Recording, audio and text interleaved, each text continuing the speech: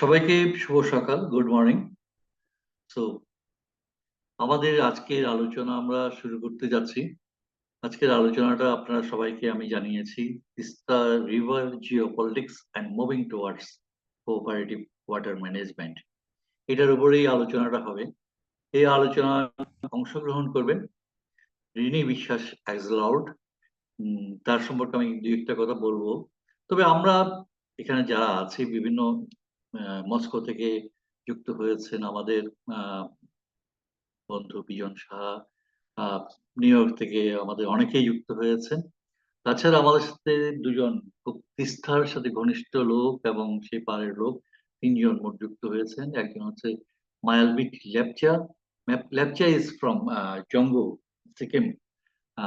She is working long time for Teesta River. The name of her organization, Affected Citizens of Teesta. We are very happy to see you, Mayalmi lecture here on our platform, Zoom platform. Then আমাদের সাথে যুক্ত হয়েছেন Arnab Bhattacharya. He is from Siliguri. তো উত্তরবঙ্গ বনজন নিয়ে উনি কাজ করেন এবং এই যে নেটওয়ার্ক, সেই নেটওয়ার্কের সাথেও যুক্ত আছেন। আমাদের সাথে অল্পক্ষণের মধ্যে যুক্ত হবেন ফরিদুল ইসলাম, যিনি বাংলাদেশের Lalmonirhat, is residing in Lalmonirhat. So his organization is Teesta নদী রক্ষা কমিটি. তো আমি মনে হয় আমরা এই তিনজনকে যুক্ত করতে পেরে আমি আনন্দ বোধ করছি যে তারা আমাদের সাথে থাকবেন এবং কথাও বলবেন তিস্তা নদী নিয়ে। আমরা একটা শুধু রিসার্চ যে এটা সেটা না, আমরা ফ্রম দ্য গ্রাসরুট আমরা will listen something from them. So আমি কথা খুব বড় করতে চাই না, আমি একটু দ্রুত অগ্রসর হতে চাই। তো আমাদের এখানে যারা আছেন প্রত্যেকেই নামটা যদি দিয়ে দেন তাহলে আপনাদেরকে আমরা পরিচয় পেতেই সুবিধা হবে সবারই যারা আছে। ও আমাদের সাথে আরো একজন আছেন, অ্যাসিস্ট্যান্ট প্রফেসর রূপক পাল। তিনিও শিলিগুড়ি থেকেই যুক্ত হয়েছেন। তিনি নর্থ বেঙ্গল ইউনিভার্সিটিতে শিক্ষকতা করেন। আমি ওনাকেও স্বাগত জানাচ্ছি এবং আহ্বান করবো উনি যখন প্রেজেন্টেশনের পর কিছু বলতে চান তখন তিনিও একটু আলোচনায় অংশগ্রহণ করবেন। আর আপনারা যারা আছেন তারাও কেউ বলছিল, আমাদের খুব দ্রুত সময়ে আমরা এটা শেষ করতে চাই। সো রেনি বিশ্বাস Axelrod is a dual degree Juris Doctor and Master of Environmental Management candidate at Pace Law School and the Yale School of Environment, studying environmental law and specializing in water resource management. As part of a course in water conflicts and cooperation, Reni conducted a project on the Teesta River that incorporated qualitative research, interviewing academic literature, diverse stakeholders, and using academic literature to evaluate the geopolitical conflicts of the Teesta River and how to move towards cooperation. তো এটা রেনির বিষয় এবং our discussion will continue with English and Bengali. Renee সে New ইয়র্কে থাকে, তার জন্ম আমেরিকাতেই।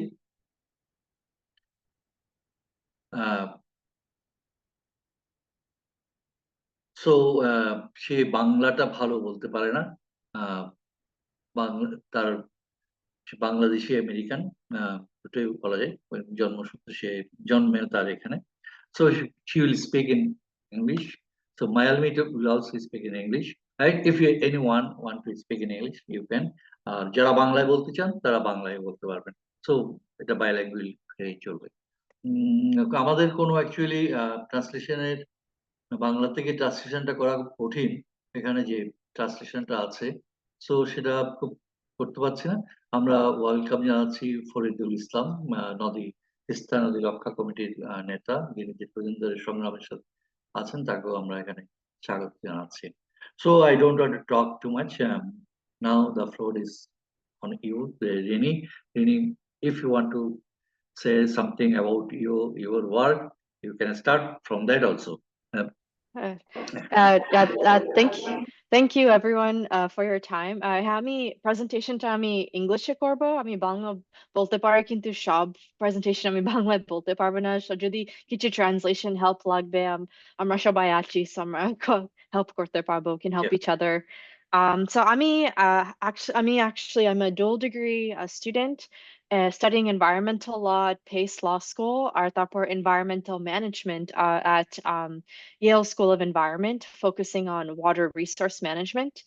Before this, I did a master's in public health. So in public health is where I learned a lot about qualitative research and engaging communities in policy work. So I try to bring that in the work that I'm doing in school now. So this Mamu, like Utpal that said that this Mamu, I call him Mamu. So he said that this is about a course that I'm specializing in water resource management, and so in my work at school, I really try to bring issues of South Asia and particularly Bangladesh into the classroom for advocacy, so people can be aware of what's happening in our countries. And so in this particular project, it was about looking at conflicts and cooperation and how do we use water management and policy and law to bring cooperation. So let me see. It goes to the next slide. Okay, so yeah, I mentioned my background about myself. I focused my master's in public health, where I focused a lot on human rights. So I'm interested in the right to water, environmental management, focused on water resource management and environmental law. So in the future, hopefully I can become like a human rights lawyer, environmental lawyer. So in this project, water management is about managing the availability and quality of water for human use. And I'm focused a little bit more on human use, but we also have to think about the environment and ecosystems. We know Bangladesh is a riparian country where there is access to water is important for the environment, for the livelihood of communities. In Bangladesh, we have the climate change impact on water resources. Um, we have the human impact on water resources, such as overuse of water, pollution, global warming. We have issues of thinking about conservation of water resources, and my focus a little bit more on the human right to water for drinking water and agriculture, especially if so many communities rely on it for their livelihoods. And thinking about water management is like it's both a global issue, but we manage it at a local level. So in water management, when we think about water management issues, you can think about it in four buckets. You can think about the institution, you can think about incentives, information, and infrastructure. So here I'm focused on the Teesta River, but if you wanted to think about other bodies of water and rivers, you can change the body of water, but think about these four elements when you're thinking about water management. So this is like the framework that I use that I've learned through my training. So I'll just talk a little bit about the introduction, geography, the geopolitics, stakeholders in geopolitics, cooperation, and discussion and questions.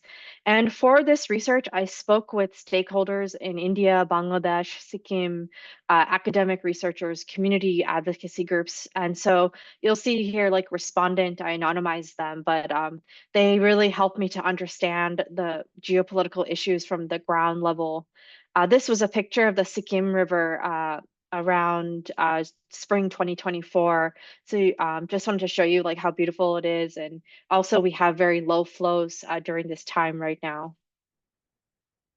So just for a bit of introduction, so the focus is how can we achieve cooperative solution considering geopolitical forces between India and Bangladesh to improve water management of the Teesta River?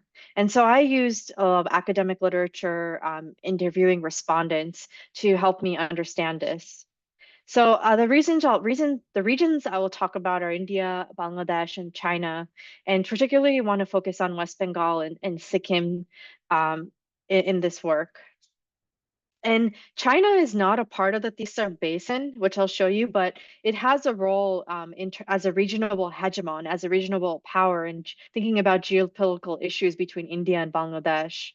But most of my research was really focused on Bangladesh and really wanted to bring forth Sikkim in the conversation because of the history. So about the geography, here we have Bangladesh and we have West Bengal and Sikkim here, which I will talk about. And so just to zoom out to talk about the major rivers in this region are we have the Ganges River, we have the Brahmaputra River, and we have the Bharak Meghna River. The Brahmaputra River is actually a tributary to the Teesta River. Tributary is like it is a stream that also contributes to the Teesta River's larger flow. The GBM basin makes up 80% of the floodplains in Bangladesh. Um, and in terms of thinking about these rivers, we can think about like the size of the rivers and the amount of flow that they contribute. Um, so here, for example, in the catchment area, like you can see the catchment area is this, for example, this red outline, or you have this orange outline. The Ganges River has a pretty large catchment area, but the Brahmaputra River, for example, has a little bit smaller catchment area, but definitely gets a lot more rainfall. Brahmaputra is definitely a very long river, and we can think about this because when we think about the countries, Bangladesh is a very flat country, and so controlling these rivers and understanding these rivers, understanding the country landscape is important in water management. So, um,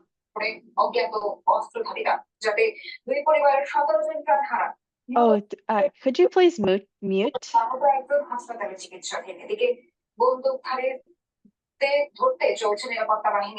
Mama, could you please mute? Thank you. So I'm sorry, after the presentation, we'll have time for questions so 30 minutes about presentation and about 30 minutes for questions and discussion.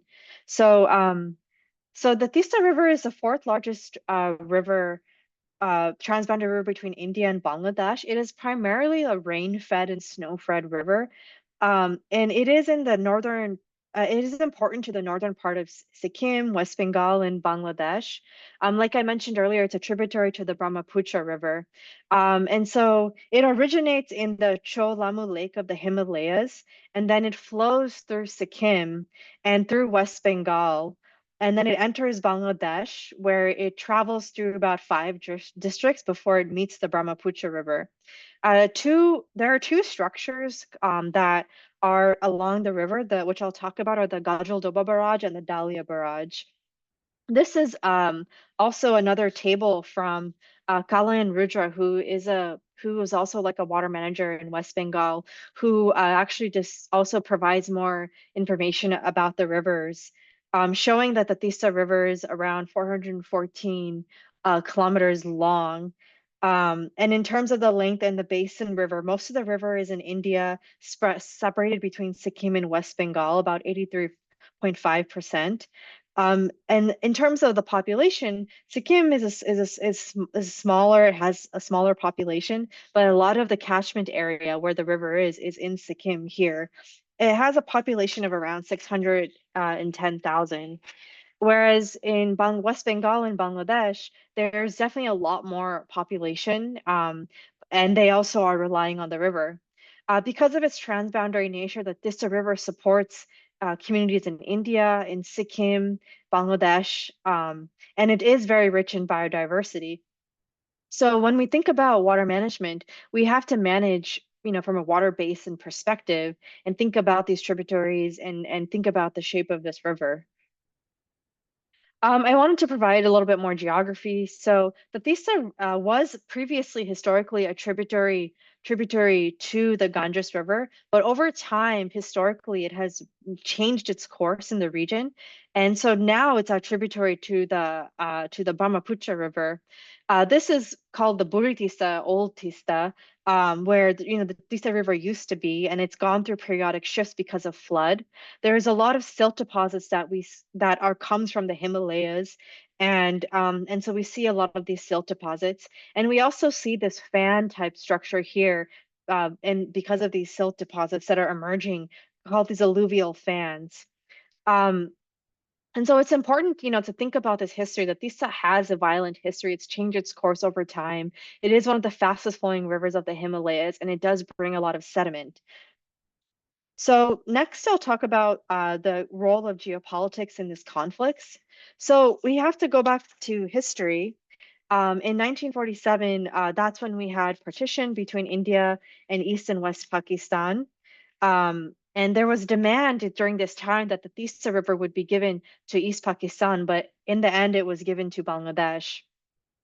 in 19 and there wasn't during this time there wasn't really a consideration of like how we're going to manage this river, but there was very much a focus on using this river to develop hydropower projects, and some communities definitely opposed this.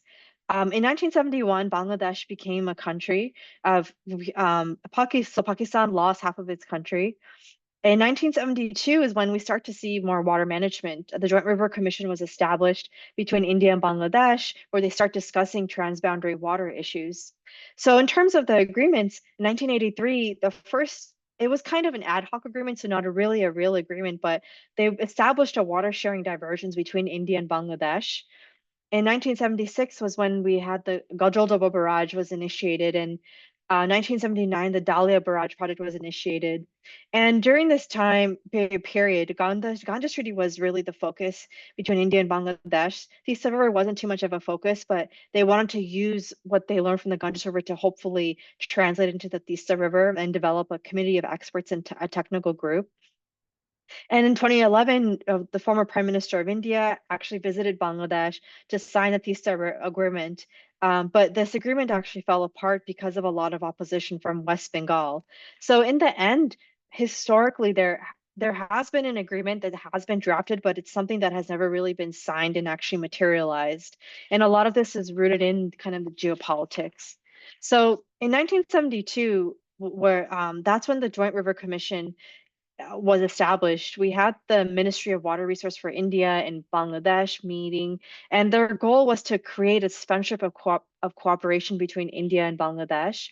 The activities of the Joint River Commission, when you look at their document and their guidelines, they are focused on flood control projects, warnings, coordinating research.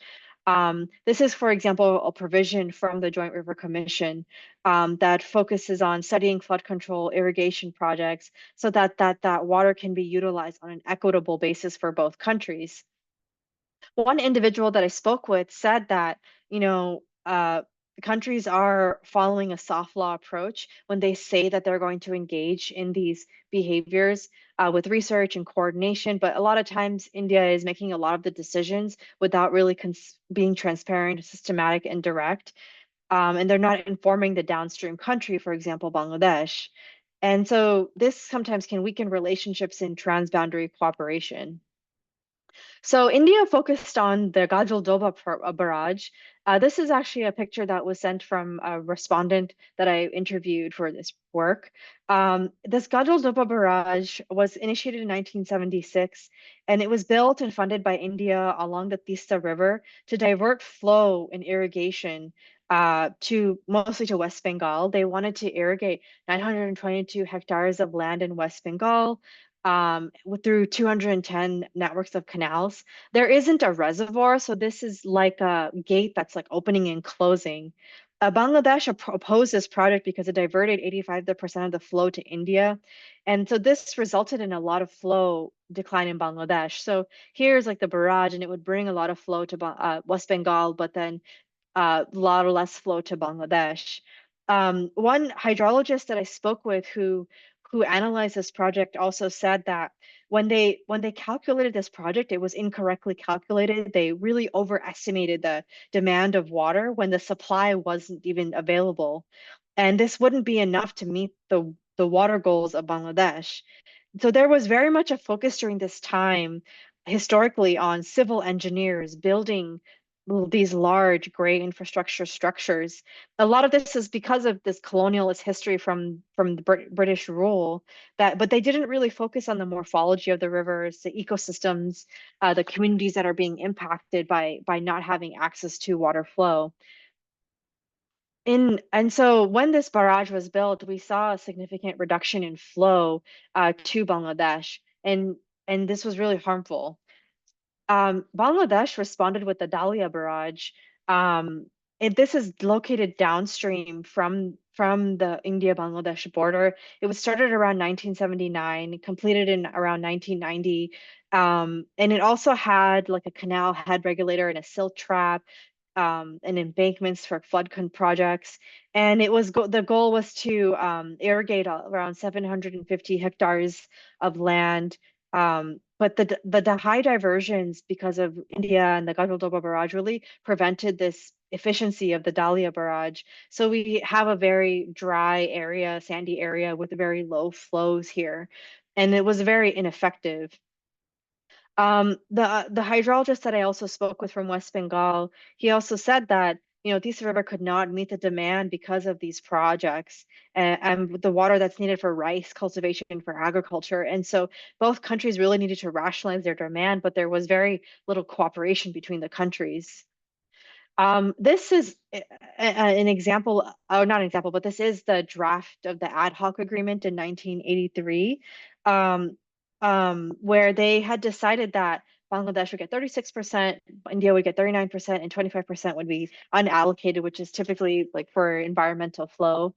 And they agreed that they would do more research and to actually engage in a more formal agreement.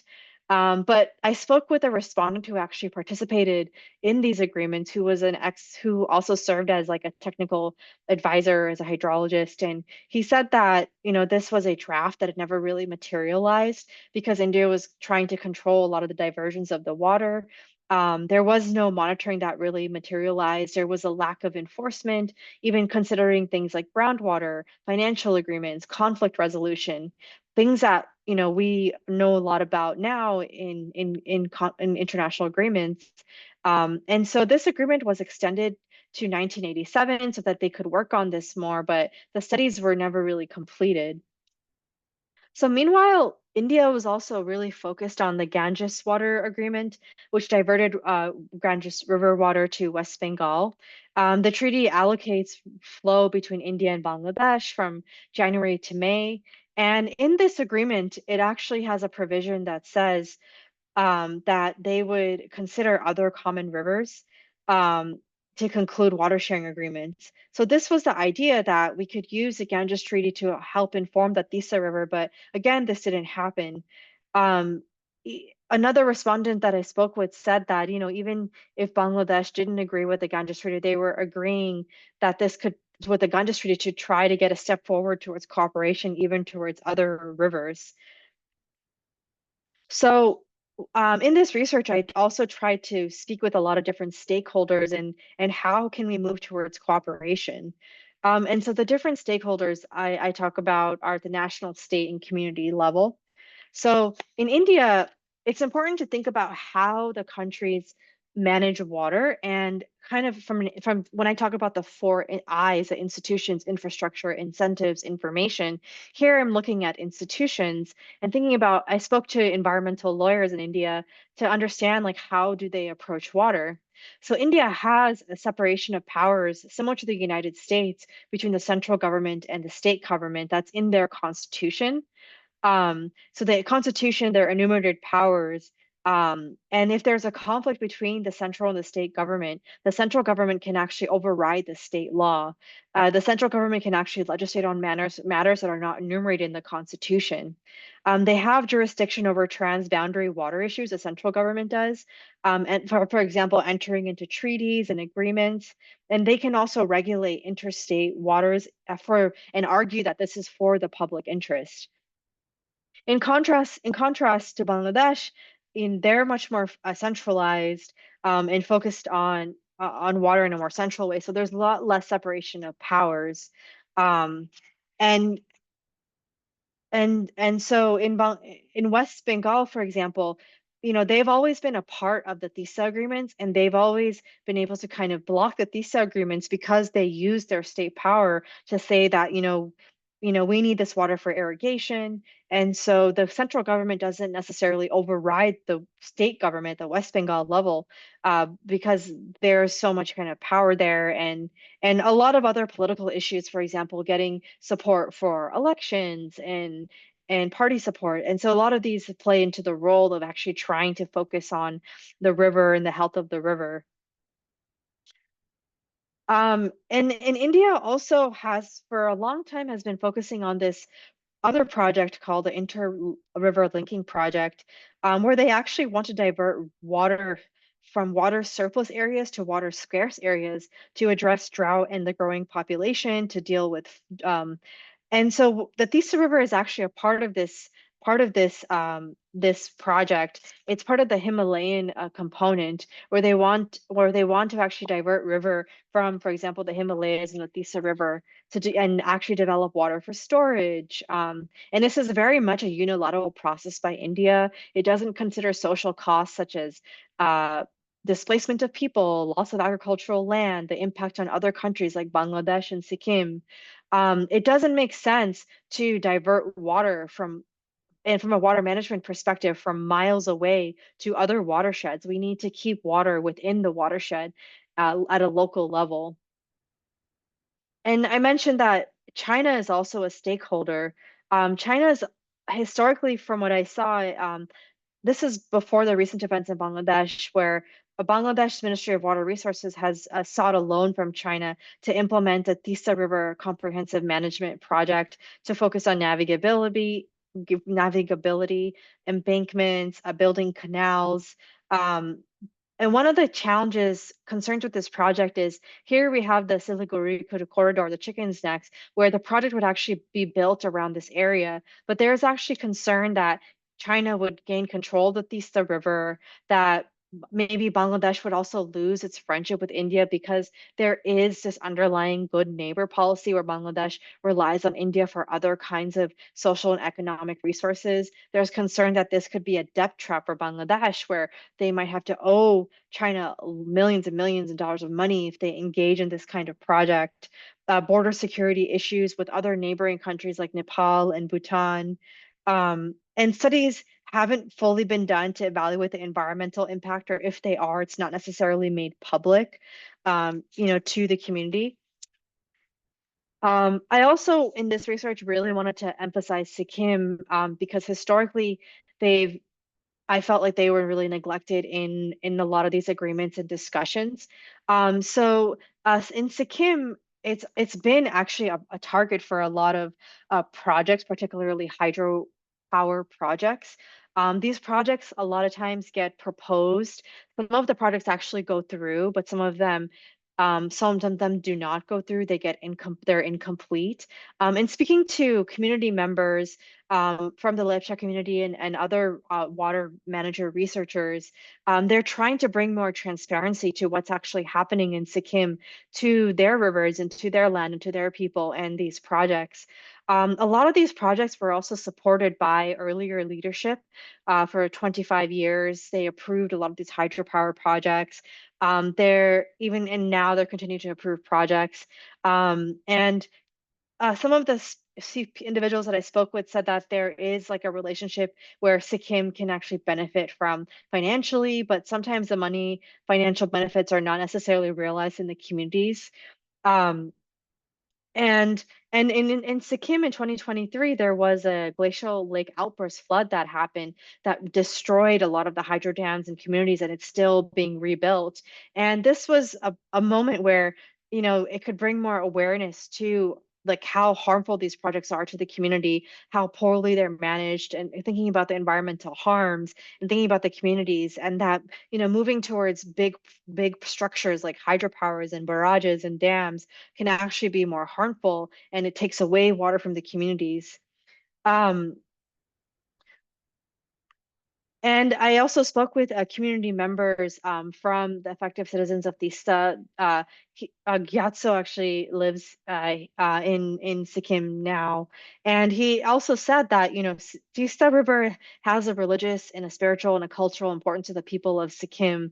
But when they build these large projects, you see here they build a lot of these large projects. There's no consideration of the community. It's driven by economic incentives. There's a lack of scientific planning.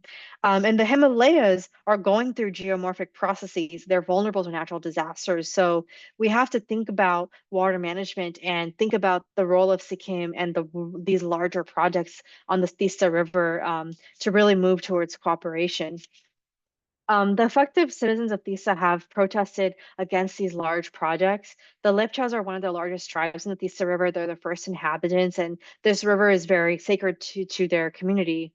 So, one respondent that I spoke with from Sikkim said that we need to push this treaty, a Tisa River treaty towards success. We do have to consider the communities. and we have to consider like these issues such as climate change and the events like the glacial lake outburst, and how it's becoming more harmful to the communities.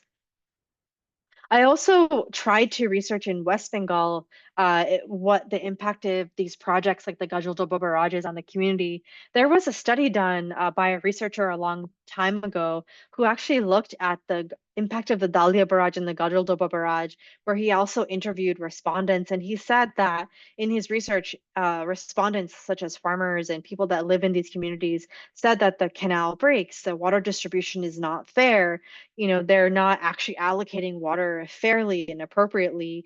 It's a very sandy and a dry area, so it's not productive for the farmers. um, and for the West Bengal also, they're not necessarily getting their water when they're supposed to get it. They're losing the natural irrigation due to this like unplanned planning and the digging of the canals. Also in Yeah, and then also like during the dry season, for example, there is this illegal diversion of water. The management responsibility really needs to be restructured to engage the community more. This is also a study that looked at the Teesta River, and it does go through a lot of erosion, and there's destruction of homes, loss of agricultural land. It causes a lot of displacement of communities as well, and involuntary migration. I also spoke with individuals from uh, Bangladesh, and I also about like agriculture. And so rice is really important for West Bengal and Bangladesh. Rice cultivation has been threatened by this ongoing flooding during the wet seasons and scarcity during the rice seasons. So in June to August, for example, the Gadaldoba grates are open. There isn't a lot of flood control. So there's even when we have these high rains, the gates are open. There's a lot of water flooding in, but now we have these fields that are being flooded, and this prevents rice cultivation. On the other hand, India controls the barrages during the dry season. For example, here and here, that's when the gates are closed. And so then there is no downstream water to, for example, to Bangladesh. So we have a lot of these events like flood and river erosion, we have drought, and when these seasons are happening, when we have for example, Aus rice, borer rice, Amman rice, when do they need water and when does it need to be harvested? When does the sowing need to happen? This all depends on the crop calendar. Um, and so the monsoon season is really important because, we get water from precipitation from the regular seasons, and we're getting water free of cost, but at the same time, it's being exacerbated by this control of the Gajal Doba barrage by India, for example. Um, and in Bangladesh, I also spoke with community members there. I spoke with an individual from the Waterkeeper Alliance who he focuses his work on the Buriganga River, but he also did some work on the Teesta River, Sharif Jamil, and he says that he's been organizing people's movements to involve government. He does see that there is climate migration happening from the Teesta River basin as well. And I also spoke with individuals from Bapa who are also activists in addressing environmental harms, and they conduct their own studies looking at environmental degradation and looking at how they can actually work with Bangladesh's central government to share data, to engage in environmental studies, things that are often overlooked by the government, for example. Um, and here I wanted to show you. So I was able to speak with someone who actually lives near the Teesta River. And so he lives over around here around the Kochua Bazaar. And we actually FaceTimed. And I brought these pictures to my school because I wanted to show them what the river looks like. This is, during the low flow season, you actually have an individual here who the water is up to his ankles. This is in Bangladesh. And the communities have actually built small farms here along the side of the river. So they are growing small crops with water that's available to them. And so moving towards cooperation, we have this window of opportunity in terms of water policy that, we have this issue between India and Bangladesh. So we can think about the window of opportunity as the problem stream, the policy stream, the politics stream. So in the problem stream, I discussed like we have diversions of water between West Bengal and Bangladesh. Now we have also climate change affecting Sikkim, India, Bangladesh. We have a lot of projects, development projects in Sikkim, hydropower projects. And in the policy stream, we can think about the 4 I's: incentives, institutions, infrastructure, information, and how we can develop water management policies in these areas. And and also we have to think about politics and how this influences water management. So India had their elections already. Bangladesh also had their elections, but now we've had recent events, so there's a change in leadership. And Sikkim hasn't historically been represented in the Teesta River discussions, but they should be represented in Teesta River discussions, and also Bangladesh. And so I kind of thought about it in these 4 ways that, we don't have a treaty between India and Bangladesh, but, can we move towards cooperation by ratifying the UN Watercourses Convention or having a bilateral treaty that uses international environmental principles as guiding principles? For infrastructure, we have the Gajaldhapa Barrage. We have the Dahlia Barrage. We also have Sikkim, that's a target for hydropower projects. And, can we move towards equal sharing of water and removing the infrastructure, but maybe keeping some for storage during the dry season? We need more. We have this issue of the lack of communication. There is a lot of secrecy when these projects are being built, and a lot of public communication about these environmental harms. And people in the Teesta River community that I spoke to, they told me that they sometimes cannot speak freely about these projects, because of the censoring.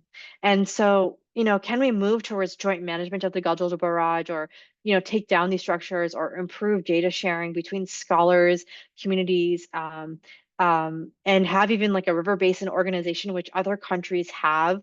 Um, and incentives, again, Bangladesh, it has been dependent on India for other social and economic resources, but, can we have an agreement that doesn't impact these good neighbor policy agreements, maybe unifying advocates in Sikkim and Bangladesh, even environmental journalism to bring more advocacy to these issues? Um, and so this is the end of my presentation, but we can open it up for discussion and feedback and questions, and what, just thinking about what do you think we should do to address the Teesta River, especially given the geopolitical changes that are happening in climate change, and any thoughts you have. And I just wanted to thank everybody for your time. And these are all the people that helped me with this research that from talking to the community members who are really important, and my school advisors and my school classmates, and yeah. So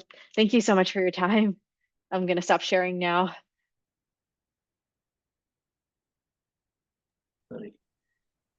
Thank you, Reni, for your presentation, nice presentation. Many things are there.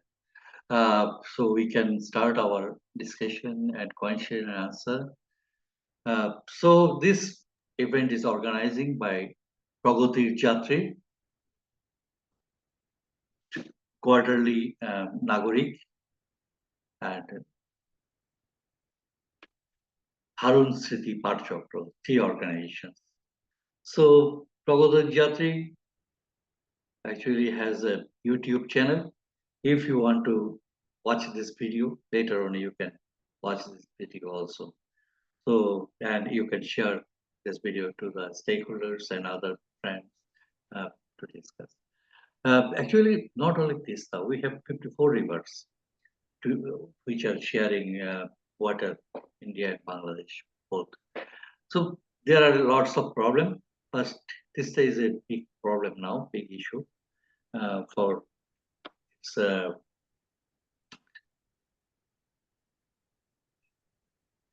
importance in Sikkim, in West Bengal, and Bangladesh.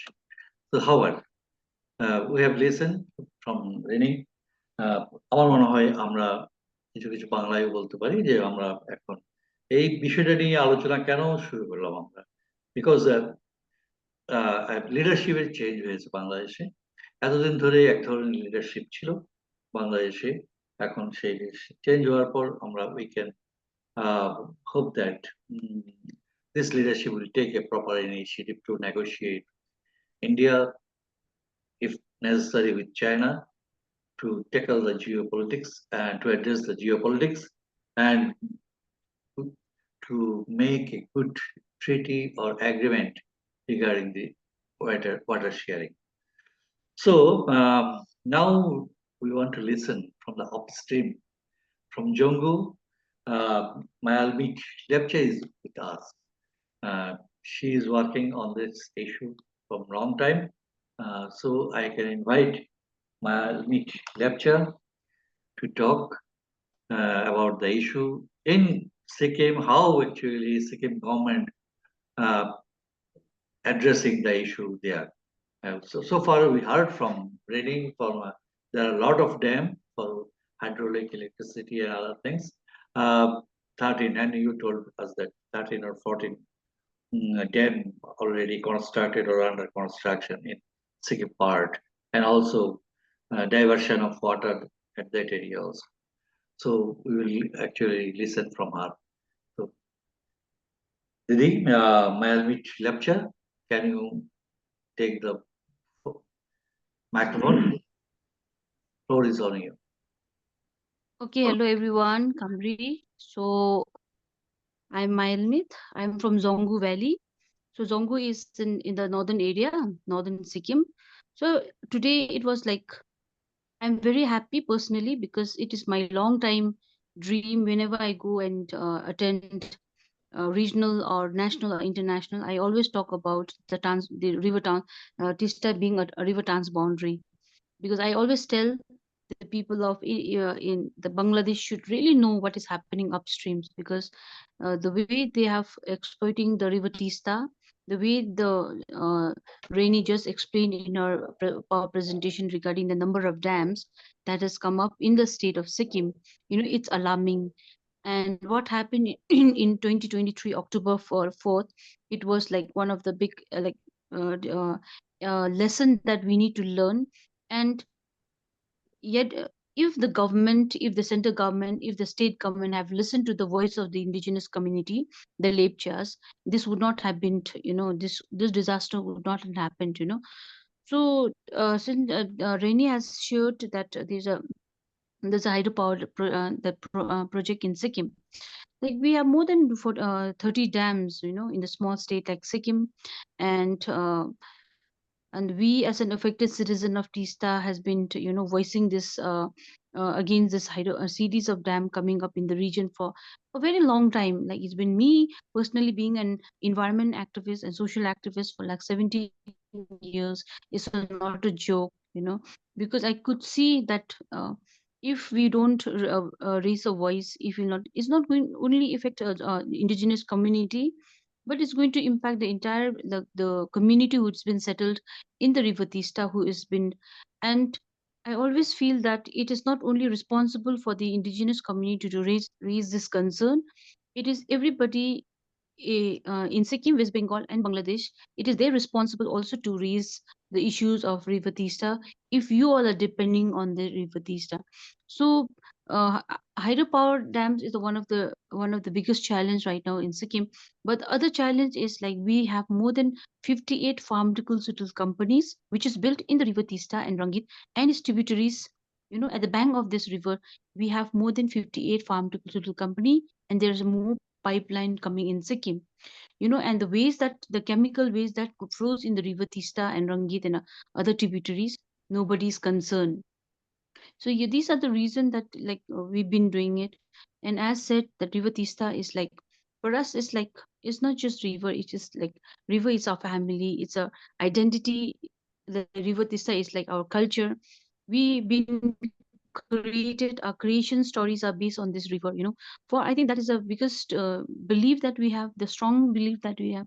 I think that has made the indigenous community to come out on the streets, shouted slogan, we were arrested, we were taken to jail, we were like we cannot write anything. Recently I've wrote something in Facebook that was also been removed.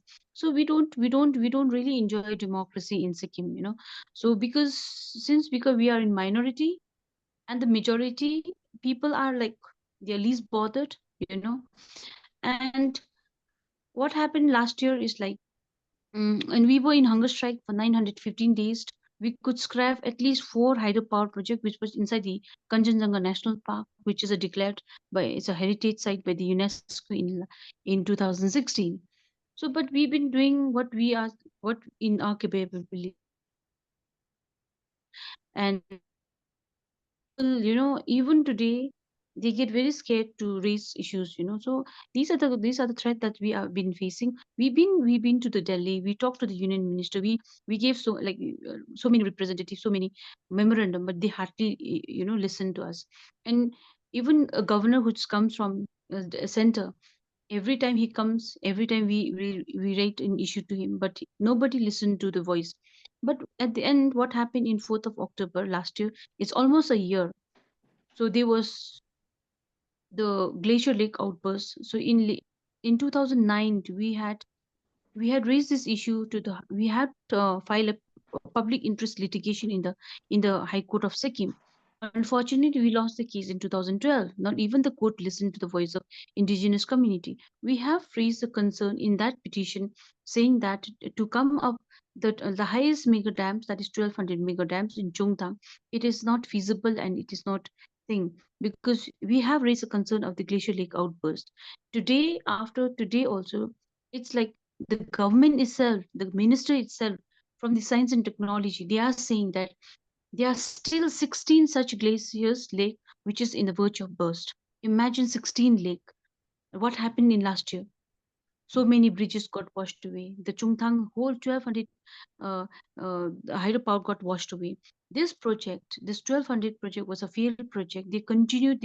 With we protested for many years, but still they continued to to build such dam. It took 12 years. It just ran for only 6 years. To build this dam, the estimated cost of the project was 5,707 crore.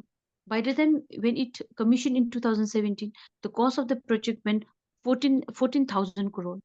And they were saying that the cost increased because there was a, not to forget, we had a massive earthquake in 2011. Because of that, the cost increased. Even it is not feasible because the area is very fragile and very ecosystem. Even for the international financing agency also, for them to fund or whatever it is, like to give a loan to such a company, it is not even not feasible for them also.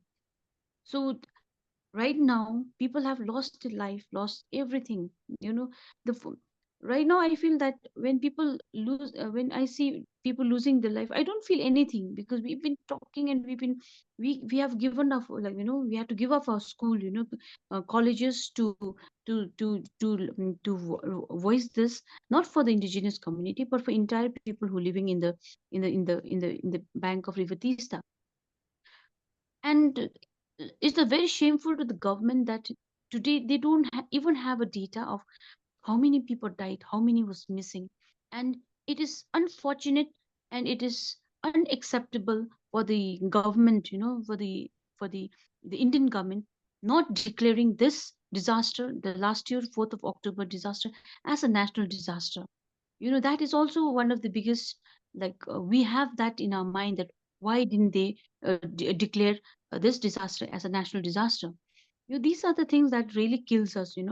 And these are the things, it's like, it's killing inside us, because we were the independent country. Sikkim was the independent country. We were annexed. The government of India had taken our country.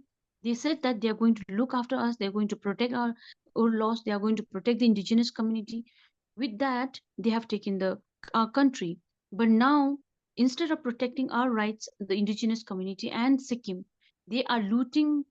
And the corruption that is taking place in Sikkim is it's unimaginable, because we don't have mechanism to control. Like, we don't have CBI, we don't have the mechanism. And it's like, here in Sikkim, I just feel, what we feel is like the hydropower dams, the big project comes just for doing corruptions, because people are not bothered, because stage 3 is washed away. Stage 5 is not functioning since last year.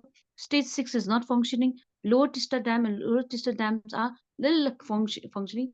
And the whole of the national highways have been washed away by the flood.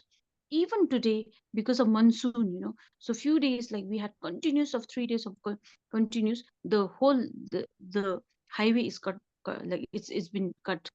So these are the problem that we are facing. And the unfortunate is like the people who were affected, who lost their homes, who lost their house. It's been 1 year that they haven't got compensation, they haven't got rehabilitated, they haven't been, resettlement. When such, even it's an indigenous community who are raising this voice that this is not good, this is going to be a disaster in future, they don't listen. When such disaster comes, it is the indigenous community who's suffering.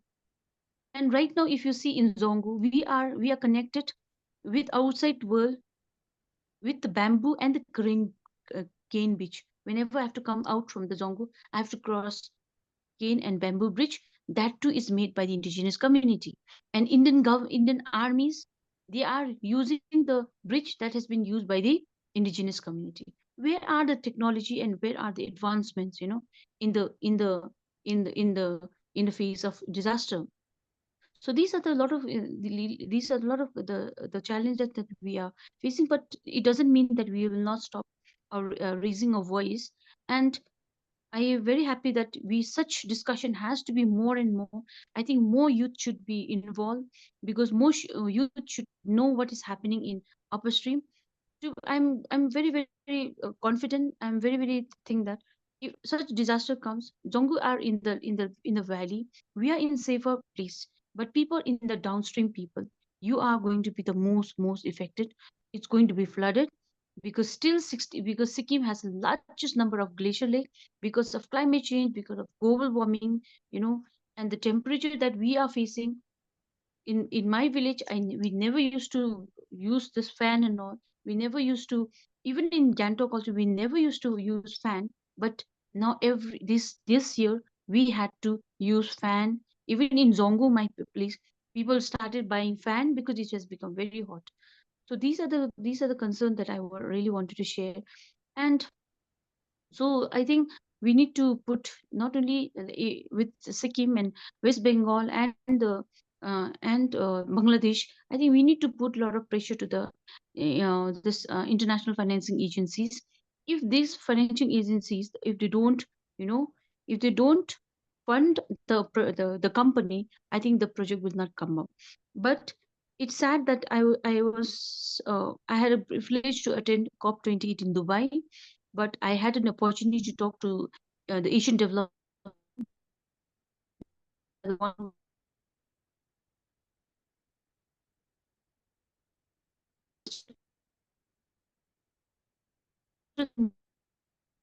who me to the Sikkim government. How and where and yeah, we are going to pay back our 30 in the non-luxury. It's not going to work out in the longer term. So such should be, and I'm very me talk to the younger generation because in our future, because our future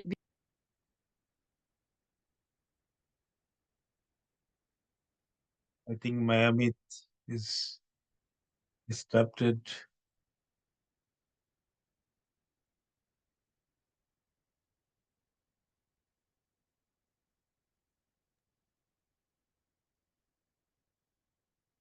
It goes to out of connection. I think she'll log back in. Does anybody else have any questions or thoughts? Thank you. My name is Sheikh Akhtarul Islam. I am from Bangladesh. I'm a senior lawyer of the Supreme Court of Bangladesh. Okay. I am working with law along with environment also. And what I heard just a few minutes ago from Malamit from Sikkim, it is very painful to us. In Bangladesh, we are also suffering. So, first of all, I give thanks to Reni, upcoming our great environmental lawyer, I hope. And thanks for his nice presentation. And after that, what says from my Sikkim Melamid and in Bangladesh. In the few days ago, we was already suffered a lot of flood. Everybody knows it, that due to the Teesta River's overflowing. So I think it is a right time for us to raise up these issues, not only in our context, in our field. This should be brought to the International Court of Justice. Because of that, there is many flood project, many hydroelectric project was. We just known from this your Reni's statement and your presentation that which is very much destructive for our cultivation, for our agriculture, and many people are going to homeless, as like Sikkim and in Bangladesh. So I thanks everyone, is particularly Reni for nice presentation, and I think it should be continue. And I think this record should be sent to our. Just a moment, everybody knows that there is a good change in Bangladesh. There is a Nobel laureate, international reputed chief advisor now is in Bangladesh, who is now the chief of the advisor of the Bangladesh. And in a few days ago, he came to New York and he presented the global situation, not only that, the whole world situation, and in a nice manner in the UNO. So this issue is a very much important issue for us. So I thanks Reni once again for his nice presentation. And also I thank Utpal Dotto, who gave me the opportunity to hear for the first time. And in Bangladesh, I have an High Court chamber also, and there is a lot of disciples in my juniors friends there. And I was also the ex-president of the Democratic Lawyers Association of Bangladesh, who is also working as all the fair fields, including the environmental law. And at present, one of the advisor lady advisor is name is just not moment I remember her name, but she's also an environmental lawyer, Bella, and she was working with us many times, and he's a good friend of us. So I appreciate Utpalda again that we should be continue. And just I conclude it now. Thank you, Akhtar. Thank you for your kind words. But right now, actually, I would like to listen from Faridul Islam, who is actually residing in Lalmonirhat, Bangladesh, and the leader of the Teesta River, Teesta Nodi Raksha Committee. এখন ওনার ওখানে বন্যা হচ্ছে, তো উনি সংক্ষেপে যদি দুই একটা কথা বলেন তাহলে অন্যরাও একটু বলতে হবে। ফরিদ ভাই। Reni, thank you, Utpalda. Thank you, Reni, for your presentation. Nice presentation. Thank you, Malamit. Thank you, everybody. Can I? Teesta River bank is very flood. Both sides, huge flood and flood, water and water. তো তিস্তায় যে সমস্যাগুলো হচ্ছে, বন্যার পর বন্যা, এবছরে চলতি বছরে কয়েকটা বন্যা হয়েছে। প্রত্যেকটা বন্যার পিছনে উজানের যে ওয়াটার শেয়ারিংটা আমি এখন যে জায়গাটাতে আছি সেটা একেবারেই তিস্তার তীরবর্তী একটা জায়গা। একটু আগে আমি একটা জায়গার থেকে এসেছি, আর এখানে ইলেকট্রিসিটি দুর্বল, বারবার ইলেকট্রিসিটি যাচ্ছে আসতেছে, আম, এবং নেটওয়ার্কটাও খুব দুর্বল। তো আমাদের তিস্তা হচ্ছে মূলত বাঁধ বন্দি, পোল্ডার অ্যাপ্রোচ এবং cordon approach, the attack our Teesta, both side polar approach. So Teesta river bank, তিস্তার তলদেশটাও নাব্যতা হারাচ্ছে এবং উজানের ওয়াটার শেয়ারিংটা না থাকার কারণে আমাদের এই সমস্যাগুলো বারবার ভুগতেছি। মালামিত তার কথায় খুব চমৎকার বলেছে যে উজানের, এবং রিনি তার প্রেজেন্টেশনে যে চমৎকার বলেছে যে উজানের যে বাঁধ সেটা তাদের জন্য ভালো না, আমাদের জন্য ভালো না। আমরা একটা ভূ রাজনৈতিক অবস্থার মধ্যে আছি, ভূ রাজনৈতিক রাজনীতির শিকার তিস্তা অববাহিকার দুই দেশেরই নাগরিক। তো তিস্তার রূপটা হচ্ছে অনেকগুলো চ্যানেল বা চ্যানেল আছে তিস্তার নদীতে, যে একটা বেনুনি নদী, তিস্তা একটা চ্যানেলভুক্ত বা বেনুনি নদী বলা যেতে পারে। তো এই বেনুনি গুলো যখন পানির স্বাভাবিক ফ্লোটা থাকে না, তখন এই বেনুনি গুলো তিস্তার কোনো না কোনো পাড়ে আঘাত আনে এবং ভাঙতে থাকে। সো তিস্তা যেখানে আশীর্বাদ হয়ে দেখা দেয়, সেখানে তিস্তা হয়ে যাচ্ছে অভিশাপের কারণ। এই যে উজানের পানি শেয়ারিংটা না থাকার কারণে প্রতিবেশী দেশের প্রতি তিস্তা অববাহিকা, বিশেষ করে বাংলাদেশ অংশের মানুষের একটা ক্ষোভও সৃষ্টি হচ্ছে, যার কারণে চীন এখানে যে চীনা এক্সপার্টদের কর্তৃক প্রণীত তিস্তা মহাপরিকল্পনা, তিস্তা কম্প্রিহেনসিভ ম্যানেজমেন্ট প্রজেক্ট, এটাও একটা প্রকৃতি বিরোধী একটা প্রজেক্ট, এখানে জনগণের কাছে গ্রহণযোগ্য হয়ে উঠছে। তো এই মুহূর্তে তিস্তা ওয়াটার শেয়ারিংটা ব্যাপারে আমরা খুবই আশাবাদী যে আমাদের যে উপদেষ্টা পানি water resource adviser Syeda Rizwana Hasan, তিনি অনেকবার তিস্তা পাড়ে এর আগে যখন আসছিলেন তিস্তা পাড় নিজে দেখে গেছেন, এবং লাস্ট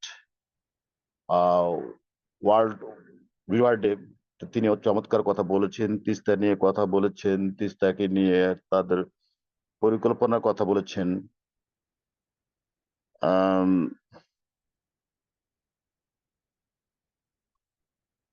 তিস্তা একটা হচ্ছে, তিস্তা অবস্থা হচ্ছে যে দুই দেশেই আমরা বাঁধ এবং ব্যারেজের আগ্রাসনের শিকার হয়ে যাচ্ছি। তো এর থেকে তিস্তাকে বাঁচাতে গেলে তিস্তাকে ফ্রি ওয়াটার ফ্লো এটার খুব প্রয়োজন হবে। তো ফ্রি ওয়াটার ফ্লো এবং জয়েন্ট রিভার কমিশন একেবারে অকার্যকর অবস্থায় আছে, যেটা তিস্তাকে নিয়ে, তিস্তার অবস্থাকে নিয়ে জয়েন্ট রিভার কমিশন খুব একটা তৎপরতা লক্ষ্য করা যাচ্ছে না। তো এইসব বিষয়গুলো নিয়েও কথা বলা উচিত আমাদের উপদেষ্টা, চিফ অ্যাডভাইজার অ্যান্ড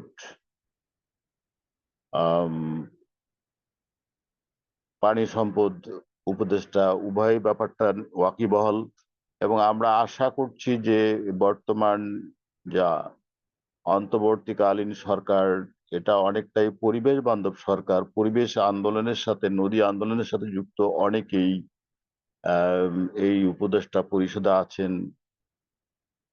তো আমরা খুবই আশাবাদী, তবে আমরা আশাবাদী হলে হবে না, উজানের দেশকে, ইন্ডিয়ান পার্টকে ব্যাপারে সোচ্চার হতে হবে, যাতে করে সেন্ট্রাল গভর্নমেন্টের যে আগ্রাসন তিস্তার উপর বহমান, সেটার থেকে সিকিমকে, পশ্চিম বাংলাকে, আমি মালামিতকে এবং অর্ণব দাকে বলবো এই ব্যাপারগুলো নিয়ে তারা দেখবে একটু, যদি তাদের গভর্নমেন্টের সাথে বিষয়টা নিয়ে কথা বলেন, ওয়াটার শেয়ারিং ব্যাপারে আর কি। Thank you everybody. Thank you Utpal da. Hello Utpal da. হ্যাঁ, ধন্যবাদ। ফরিদ ভাই আপনারা ডিসকাশনের জন্য। So actually there are two major points are here. One is community cooperation, India, Bangladesh, and another one influencing international financing company. It's from the side of Sikkim, actually came from Mayalmit. So we should talk about these two issues also. So we have a participant here. We have participant here from Uh, New York, Hafizul Haq. He will talk. He will talk on that, actually influencing the finance companies in here in New York or Washington. But before that, I would like to request Arnab Bhattacharya to talk on the issue shortly. Arnab. Arnab, can you hear me? সবাইকে আমি কিসে বলবো? বলেন বলেন। সবাই কি মানে maximum কি বাঙালি আছে? তাহলে বাংলায় বলবো, তাহলে পরে আর না হলে পরে later I will discuss about this matter with Mael, and I think Reni can follow Bengali. Yeah, আমি বলতে বুঝতে পারি, কিন্তু আমি জাস্ট প্রেজেন্টেশনটা আমি পড়তে পারিনি বাংলা। ঠিক আছে, তুমি বাংলায় বলো। Then I will try and mix it up. So সবাইকে it's evening here, so good evening from my side. I think it's known in America.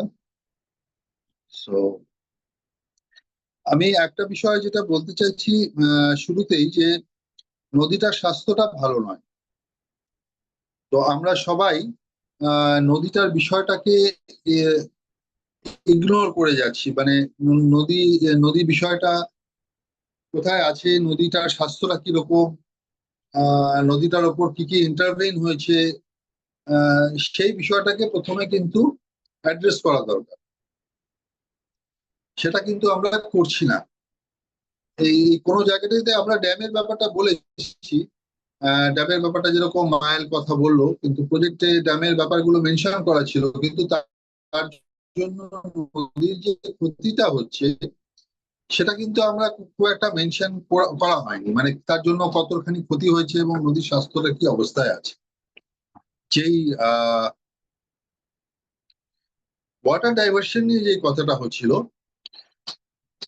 Water ডাইভার্সনটা কিন্তু এমন হতে পারে যে কিছুদিন বাদে নদীটা আর থাকলো না, মানে অনেক নদী মারা যাচ্ছে, কিছু নদী কোর্স চেঞ্জ করছে, এবং এমন একটা পরিস্থিতি চলে এসছে এই মুহূর্তে যে তিস্তা কোর্স চেঞ্জ করে মহানন্দায় গিয়ে এটা পুরো বেসিন চেঞ্জ করে নিতে পারে। I think everybody can follow. বুঝতে পারছেন সবাই তো?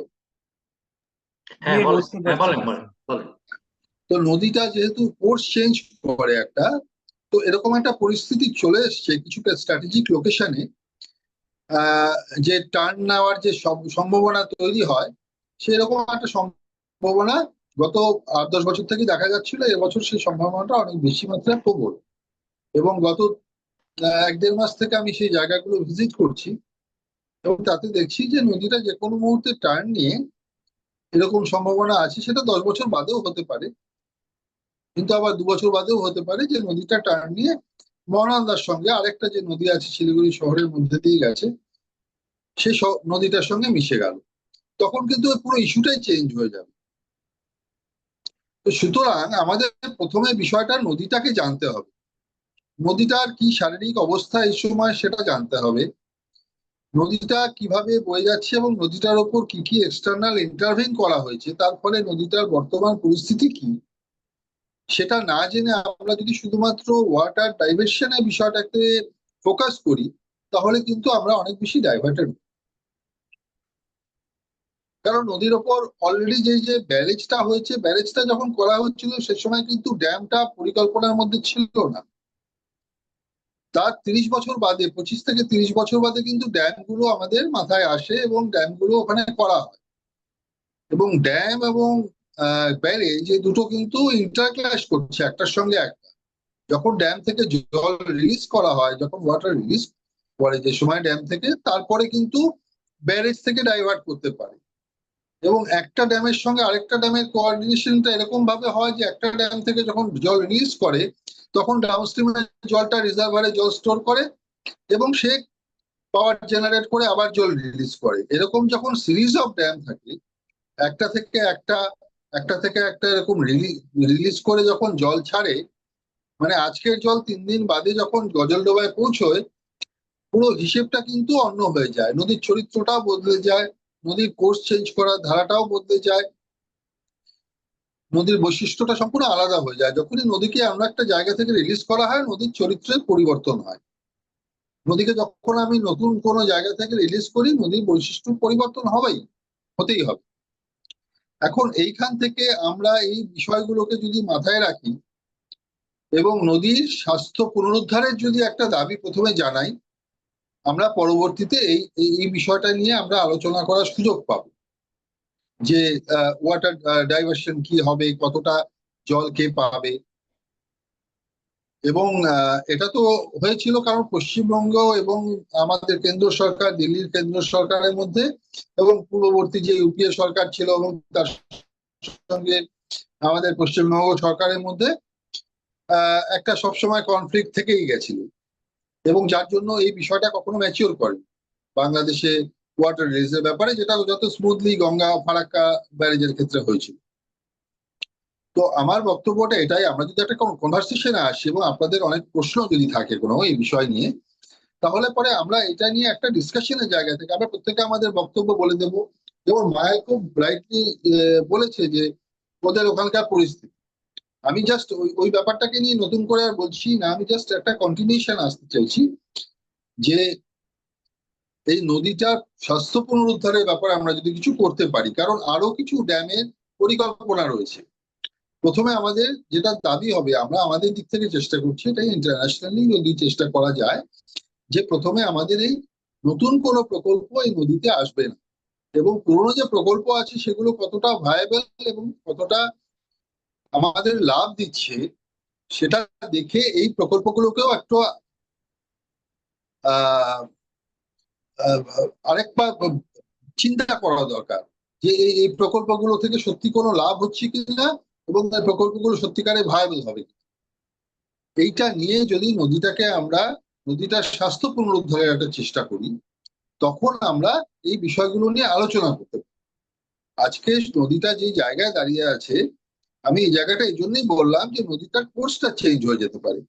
এটা যখন গিয়ে মহানন্দায় মিশবে তখন কিন্তু এই ইস্যুটা পুরো ডিলিট হয়ে যাবে, এই আমাদের আলোচনার মধ্যেই থাকবে। সুতরাং এরকম একটা সম্ভাবনা আছে। আমাদের মধ্যে রূপক পাল আছেন, উনি আপনাদের আরো ভালোভাবে বোঝাতে পারবেন, উনি জিওগ্রাফি প্রফেসর বাংলা ইউনিভার্সিটি, উনি আরো ভালোভাবে বোঝাতে পারবেন। তখন কিন্তু এই তিস্তা ডাইভার্সনের বিষয়টাই থাকছে না, তিস্তা ওয়াটার শেয়ারের ব্যাপারটা। তো সুতরাং এবং আমরা মনে করি যে এই জায়গাতে যদি একটা কনভারসেশনে আসা যায় যে আমাদের কি করা উচিত এই সময়, কারণ আমরা ভীষণভাবে চিন্তিত ওই নদীটার পুনরুদ্ধার নিয়ে এবং নদীটার বর্তমানে যে অবস্থায় আছে অবস্থায় থাকার কথা ছিল না। কারণ বর্ষাকালে যে ভয়াল রূপ নিচ্ছে এবং লিন পিরিয়ডে যে নদীটা যে একদম ড্রাই কন্ডিশনে থাকে, যে অবস্থায় থাকে, তাতে মনে হয় না যে নদী থেকে কোনো জল যায়। এই পরিস্থিতিটা কিন্তু নদীর সাধারণ বৈশিষ্ট্য ছিল না। নদীটাতে অনেক রকম ইন্টারভিন করে কিন্তু নদীটাকে পুরো মেরে দেওয়া হয়েছে। তো আমরা এই জায়গা থেকে যদি একটা আলোচনায় আসি, তাতে আপনাদেরও অনেক প্রশ্ন থাকবে, আমরাও অনেক প্রশ্ন করতে পারি। তাতে আলোচনার মধ্যে থেকে আমরা যদি একটা কোনো সূত্র বের করতে পারি, প্রজেক্ট এবং ওয়াটার শেয়ারিং এই সমস্ত বিষয়গুলো আমাদের পরবর্তীতে থাকবে। কিন্তু এই সম্ভাবনাটা কিন্তু যে কোনো দিন হতে পারে, 2 বছর বাদেও হতে পারে, 10 বছর বাদেও হতে পারে। কিন্তু নদী যখন কোর্স চেঞ্জ করে নিয়ে মহানন্দায় যাবে তখন কিন্তু পুরো ব্রহ্মপুত্র বেসিনে আর থাকবে না নদী। এইটা একটু মাথায় রেখে আমাদের চিন্তা করা দরকার। এই বিষয়গুলো কোনো আলোচনার মধ্যে আসেনি, কারণ রেনি যেটা বললো এটা কিন্তু কোনো আপডেটেড ডেটা থেকে বলা নেই, মানে এটা কারণ বলা সম্ভবও না, কারণ এটা আমি কারেন্ট সিচুয়েশন এই বছরের পরিস্থিতি নিয়ে আলোচনা করে বলছি। এখানে আসার, আমি এখন ট্রাভেল করছি, আমার এখানে নেটওয়ার্কও খুব ভালো নেই। এখানে আসার আগে ঘন্টা দুয়েক আগে আমাকে ফোন করে তিস্তা ব্যাংকের একজন বলল যে আমাদের অঞ্চলে জল ঢুকে গেছে এবং আমাদের এখানটাতে ফ্লাড হচ্ছে। সমস্ত জায়গায় তিস্তা ফ্লাড হয় খুব সাধারণ, কিন্তু ওই জায়গাটায় ফ্লাড হওয়াটা একটা অ্যালার্মিং বিষয়ের জন্যই কোর্স চেঞ্জ করার একটা সম্ভাবনা বা আশঙ্কা একটা আমাদের মনে চলে আসে। তো এই বিষয়গুলোকে যদি আমরা আলোচনায় না রাখি, আমরা এই আলোচনা করে অনেক দূর এগিয়ে গিয়ে দেখলাম ওয়াটার শেয়ারিং হয়তো ট্রিটি ফাইনাল হয়ে গেল এবং তার পরের বছর নদী কোর্স চেঞ্জ করে নিল। সুতরাং নদীর স্বাস্থ্য পুনরুদ্ধার ব্যাপার এবং নদীর এই এই ব্যাপারটা একটা নিশ্চিতকরণের জায়গায় যদি আমরা যেতে পারি, তার পরবর্তীতে আমরা এইসব বিষয়গুলো নিয়ে আলোচনা করতে পারবো। কারণ আমার মনে পড়ে আমি আজ থেকে 12 বছর আগে ঢাকায় গিয়ে এবং বাংলাদেশ এবং ভারতের ওয়াটার শেয়ারিং নিয়ে আলোচনা করে এসেছি এবং এই ব্যাপারটা ফলপ্রসূ হয়। এবং যেহেতু এটা দুটো দেশের ব্যাপার, এর মাঝখানে যখন চায়নার একটা ইনভলভমেন্ট থাকে তখন স্বভাবতই এটার মধ্যে ইন্ডিয়ার একটা ব্যাকস্টেপ করার একটা প্রবণতা তৈরি হয়। সুতরাং এই সমস্ত বিষয়গুলো মাথায় রেখে আমাদেরকে একটু চিন্তা করা দরকার এবং আমার মনে হয় একটা ডিসকাশন আমার বলার পরে নিশ্চয়ই কিছু প্রশ্ন তৈরি হবে অনেকের মনে। তো এটা নিয়ে যদি আমরা আলোচনা করি নি তাহলে আমার মনে হয় এটা ভালো হবে। আমি এখানেই শেষ করছি এবং আমার মনে হয় যদি কোনো প্রশ্ন থাকে তাহলে পরে হবে এবং আমি পরবর্তীতে যদি কিছু প্রয়োজন হয় নিশ্চয়ই বলবো। থ্যাংক ইউ অর্ণব ভট্টাচার্য আপনার আলোচনার জন্য। কিছু আবার একটা নতুন দিক আপনি আলোচনা করলেন, no new projects on the river Teesta.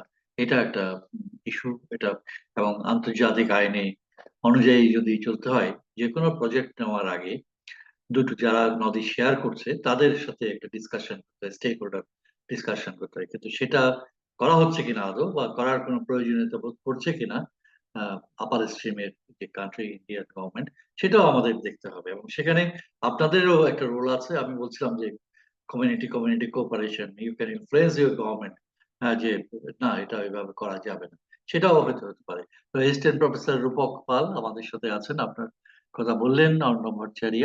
আপনি যদি দুই একটা কথা খুব সংক্ষেপে বলতে চান, আমাদের আস্তে আস্তে শেষ করতে হবে আলোচনাটা।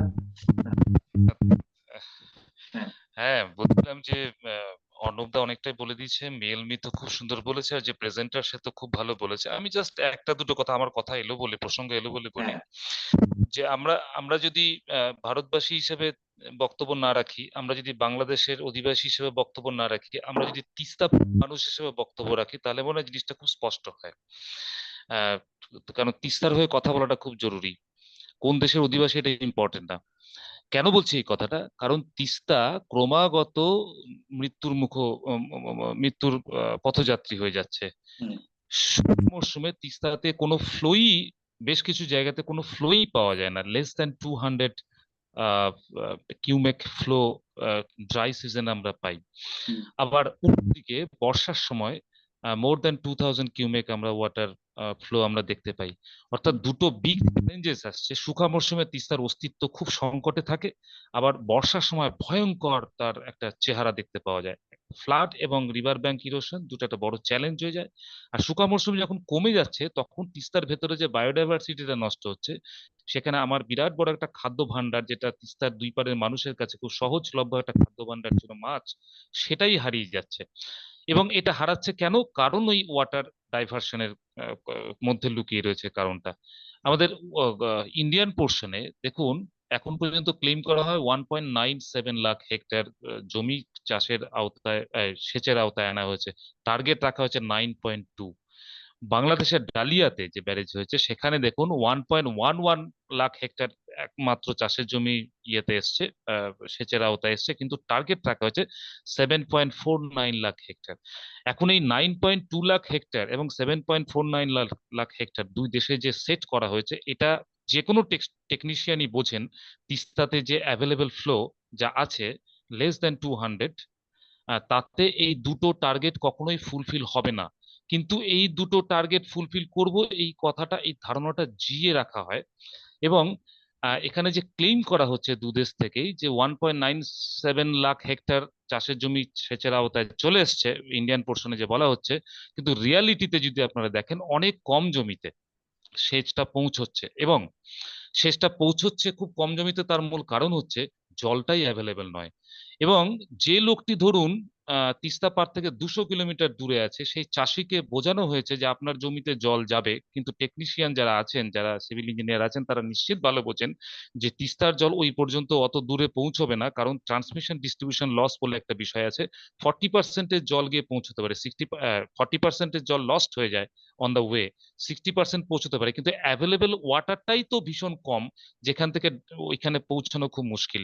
ফলে একটা একটা অলিক উন্মাদনা, একটা উন্নয়নের উন্মাদনা যে ধারণা তৈরি করা হয়েছে, সেটা যে সত্যি সত্যি অলিক, মিথ্যা, সেটা কিন্তু তিস্তা পারে যে কোনো সচেতন মানুষ বোঝে। সুতরাং ওয়াটার ডাইভারশন যেটা এই মুহূর্তে যে পর্যন্ত অ্যাচিভ, ওয়াটার ডাইভারশন করে যে পর্যন্ত সেচের আওতায় আনা গেছে বলে ক্লেম করা হচ্ছে, তাতে যে পরিমাণ চাষের জমি নষ্ট হয়েছে, যে পরিমাণ ইনফ্রাস্ট্রাকচার করতে গিয়ে খরচ হয়েছে, আর এইটা করতে গিয়ে তিস্তার যে মরণাপন্ন অবস্থা তৈরি করে দিয়েছি, বায়োডাইভার্সিটি অনেক আগেই ধ্বংস হয়েছে, যে পরিমাণ খাদ্য সম্ভার, জলজ খাদ্য সম্ভার নষ্ট হয়েছে, দুটোকে পাশাপাশি রাখলে আমাদের দেখা যাবে যে এই যে ওয়াটার ডাইভারশন যে প্রজেক্টস গুলো আসছে, সেটা আদৌ কোনো ফলপ্রসূ নয়, লাভদায়ক নয়, বরং ভয়ঙ্কর, লং টার্মে ভয়ঙ্কর ক্ষতি করে বসেছি তিস্তার।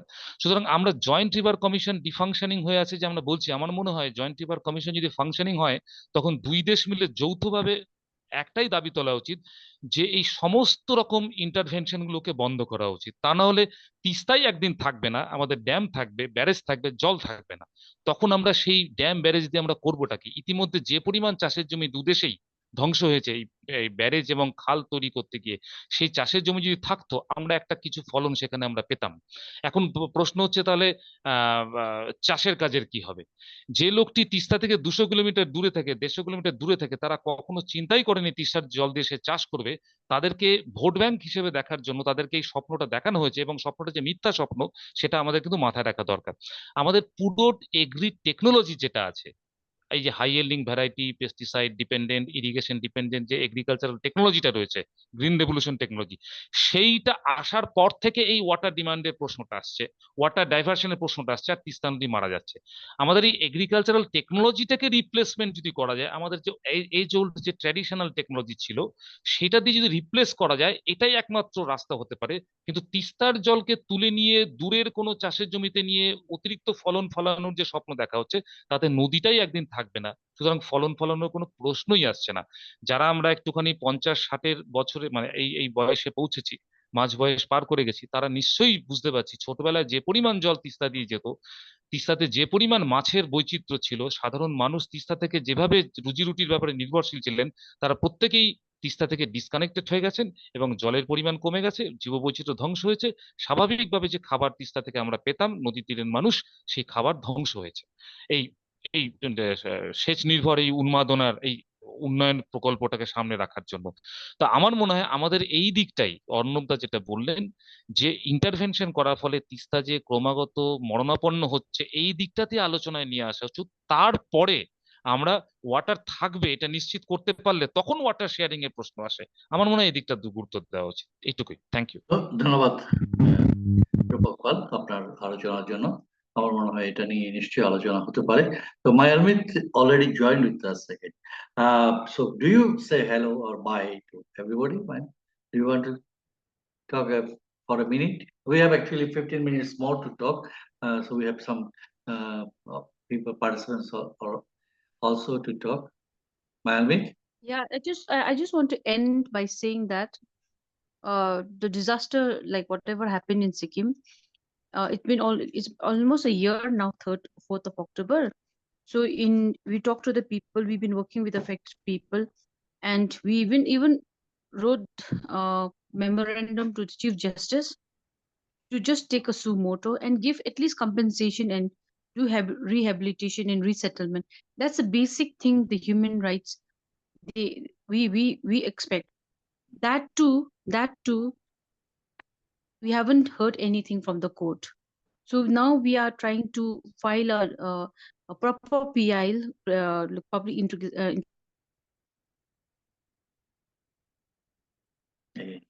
Okay. involve a lot of Ah. funds and who's going to do it and who's not going to do it.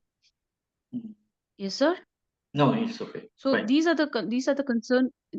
These are the concern that I really want to share. And I just want to end saying that thank you so much for giving us this platform. And I think I would expect and to have such more discussions, because it'll be very difficult to meet you in person, but involve more youth.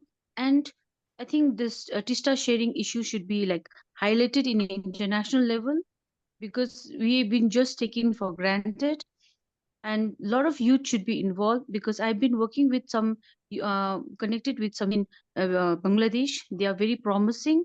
I think we need such platform so that this discussion, this issues will be alive. So it'll be side-wide, it'll be support to the people like minority voices like us in the upper region. We've been not allowed the government to allow two major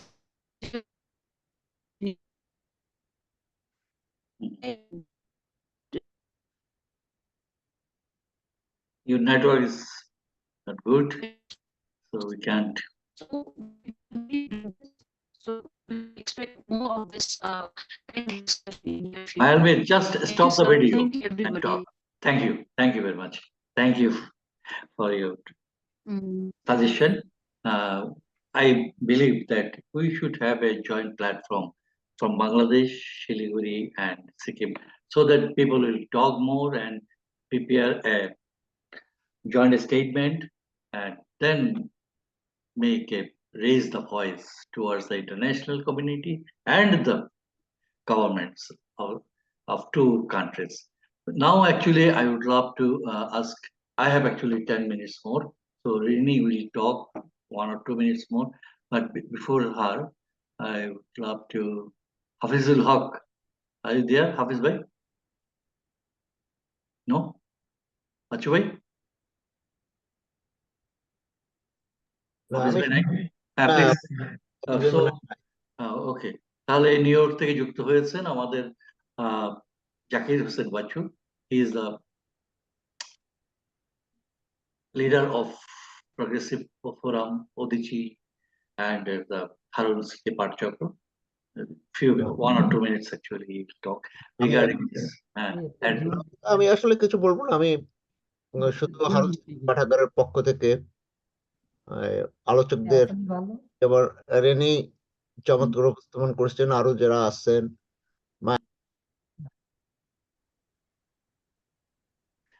mute হয়ে গেছে বাচ্চু ভাই, mute হয়ে গেছে, unmute কর। হ্যাঁ জি, আমি আসলে বেশি কিছু বলবো না, আমি শুধু আমার ওই হারুন স্মৃতি পাঠাগারের পক্ষ থেকে রিনি যে চমৎকার উপস্থাপন করছেন, তারপর মায়ামি এবং অর্ণব দা, তারপর রূপক পাল, আমাদের আক্তার ভাইও যেটা বলছেন, তাদের সকলকে হারুন স্মৃতি পাঠাগারের পক্ষ থেকে ধন্যবাদ জানাই। এবং এই ধরনের আলোচনা আমরা আরো ব্যাপক আকারে করতে পারি। যে প্রস্তাবটা আসছে সে প্রস্তাবটা চমৎকার। যদি পানি না থাকে তাহলে আমরা আর এই ওয়াটার শেয়ারিং কিভাবে করব আর কি, এসব কোনো বিবেচনা করা দরকার। তো আমি আর একবার আলোচকদের ফরিদুল ইসলাম চমৎকার আলোচনা করছেন, সকলকে ধন্যবাদ জানাই, এবং যারা উপস্থিত আছেন হারুন স্মৃতি পাঠাগারের পক্ষে ধন্যবাদ জানাই। Thank you. Now actually I would love to request Khurshidul Islam to talk 2-3 minutes actually. We are in time constraint. আমাদের আজকের উপস্থিত সবাইকে অনেক অনেক ধন্যবাদ। সুন্দর আলোচনা হয়েছে উপস্থাপকের।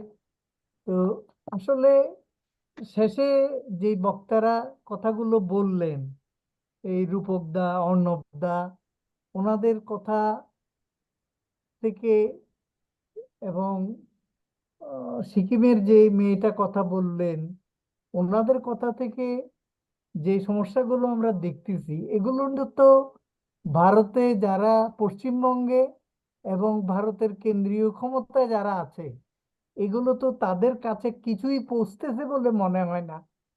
এবং যার ফলে এখন আমরা এই মানে ভারতের পূর্ব অঞ্চলের মানুষরা সিকিম থেকে শুরু করে সমস্ত বাংলাদেশ পর্যন্ত এই পুরো এলাকার মানুষরা যদি একটা কণ্ঠস্বরে যদি কিছু কথা বলতে পারি এবং কিছু ভয়েস রেইজ করতে পারি, তাইলে হয়তো কিছুটা তারা শুনবে কিনা। আর শুধু তিস্তা তো নয়, আমাদের সমস্যাটা অনেক জটিল বাংলাদেশের ক্ষেত্রে, কারণ 54টা নদীর ব্যাপারে ভারত একেবারেই কিছুতেই কোনো কথা বলতেছে না, এবং তারা সবকিছুই একচেটিয়া ভাবে তারা তাদের মতো করে তারা সমাধানের দিকে তাদের স্বার্থ রক্ষা করার কাজ করতেছে। লোকাল মানুষের স্বার্থ রক্ষা হবে কিনা সেটাও তারা দেখতেছে না। এমনকি তিস্তার জল তারা ওইদিকে তারা নিয়ে যাবে, ভারতের পূর্ব অঞ্চল থেকে পশ্চিম অঞ্চলে যেখানে জলের অভাব সেখানে নিয়ে যাবে, কিন্তু এইদিকে এইসব দেওয়ার চিন্তা তাদের নাই, এবং কারোকে মধ্যস্থতা করতেও দেবে না। এবং এরকম একটা ভাব ভারতীয়রা, বিশেষ করে যারা দিল্লিতে আছে, তারা এটা আমাদের জন্য খুব দুঃখজনক যে বাংলাদেশের স্বাধীনতায় যে ভারত আমাদেরকে সমস্ত রকম সহায়তা দিয়েছে, এখন তার নিজের স্বার্থ ছাড়া সে আর এলাকার কোনো স্বার্থ বোঝে না, বুঝতে চায় না, এবং এইটাকে কেন্দ্র করে বাংলাদেশে ভারত বিরোধী রাজনীতি, জিওপলিটিক্সের যে আলোচনাটা প্রথম আলোচনা উত্থাপনকারী যে কথাগুলো বললেন, সেই ভারত বিরোধিতার রাজনীতি আমাদের দেশে চাঙ্গা করে রেখেছে। ভারতের শাসক গোষ্ঠীর কার্যকলাপ আমাদেরকে আমাদের দেশের মধ্যে ভারত বিরোধী জিগিরকে, সাম্প্রদায়িক জিগিরকে আমাদের মোকাবেলা করতে হচ্ছে। এটা খুবই দুঃখজনক। তো এটা আজকে আর এখানে বেশি আলোচনা করতে চাই না। এগুলো ভবিষ্যতে যদি আমরা কিছু এই প্ল্যাটফর্ম আরো নিয়ে আলোচনা করা যায়, তখন এই বিষয়গুলো নিয়ে আরো আলোচনা করব। আপনাদের সবাইকে অনেক ধন্যবাদ। অনেক ধন্যবাদ কৌশিক ভাই আপনার আলোচনার জন্য। আর উৎপলদা, এই হ্যাঁ, কানেক্টিকা থেকে নুসরাত শাহজাদ আছে, যদি এক মিনিট আচ্ছা, হ্যাঁ কানেক্টিকা থেকে।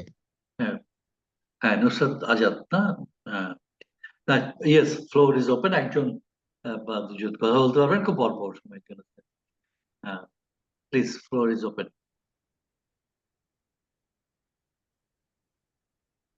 বলবেন, কেউ আর আলোচনা করতে চান? না হলে আমরা রেনির কাছে ফেরত যাব। নুসরাত আজাদ না? নুসরাত আজাদ। আচ্ছা, আমি জানি না। বিজন সাহা, উনি কেউ কথা বলতে পারছেন না। আহাদ চৌধুরী। আচ্ছা, হ্যাঁ, আছে নুসরাত আজাদ। আমি নুসরাত আজাদ। কি বলেন? আহ, আহ, আপনাদের আলোচনাগুলি আমি শুনলাম, মূল আলোচনাও শুনলাম। আমার যে কথাটা হচ্ছে সেটি হচ্ছে যে টোটাল কাজটাই কিন্তু উভয় দেশের সাধারণ মানুষের জন্য, যে তিস্তা প্রকল্প। এখন একটা পর্যায়ে গিয়ে একজন আলোচক বললেন যে তিস্তায় একটা পর্যায়ে দেখা যাবে যে প্রজেক্টগুলি হচ্ছে এই প্রজেক্টে পানি থাকবে না। প্রসঙ্গটি যদিও জাকির হোসেন বাচ্চু ভাইও উল্লেখ করেছেন। তো সেটার প্রেক্ষিতে আমি বলতে চাচ্ছি যে চায়না যে প্রকল্পটি বাংলাদেশে করতে চাচ্ছে, এই প্রকল্পর মাধ্যমে আমরা উভয় দেশ, মানে বাংলাদেশ এবং ভারত, পশ্চিমবঙ্গ, এরা উপকৃত হব কিনা, এই ব্যাপারে যদি আপনারা কেউ একটু বলতেন, আমার মনে হয় সেটা ভালো হতো। ধন্যবাদ সকলকে। ধন্যবাদ। কেউ কি একটু অ্যাড্রেস করতে চান এই না, এটা আমি একটা কথা বলতে চাই যে ফিজিবিলিটি স্টাডি যেটা, এটা তো আপত্তি নাই।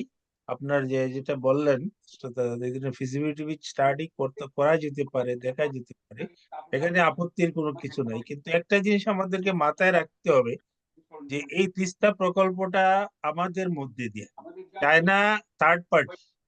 এটা বিশেষ করে ইন্ডিয়া, সিকিম, বাংলাদেশ, পশ্চিম, পার্টিকুলার এই যে আমাদের যে sharing the water, it starts of the Himalaya, এবং এটা শেষ হচ্ছে আমাদের এখানে আসে।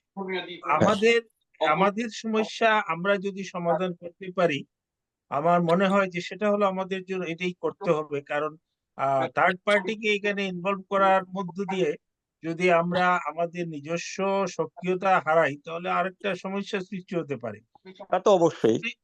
যে কারণে আমার মনে হচ্ছে যেটা যে এইখানে ভারতের যে দুইজন আমাদের সাথে আজকে আলোচনা করলেন তাদের বিষয়টা খুবই গুরুত্বপূর্ণ। এটা নতুন ইস্যু, আমরা তো শেয়ারিং নিয়ে ইস্যু মূল আলোচনা করছিলাম, কিন্তু তারপরে এখন যেটা যদি পানি না থাকে, বাচ্চু ভাইও যেটা বলছে যে পানি যদি না থাকে তাহলে আমরা কি নিয়ে আলোচনা করবো, ফিজিবিলিটি স্টাডি কি নিয়ে করব। সুতরাং আমাদের সে আগে এটাকে রক্ষা করতে হবে। এটাই হোক আজকে আমাদের আলোচনার, আমি মনে করি যে কনক্লুশনে, যে কিভাবে আমরা তিস্তাকে বাঁচাবো। তিস্তা বাঁচলে আমরা উভয় তীরের মানুষ বাঁচতে পারবো এবং সেই লক্ষ্যে আমাদের কাজ করে যেতে হবে।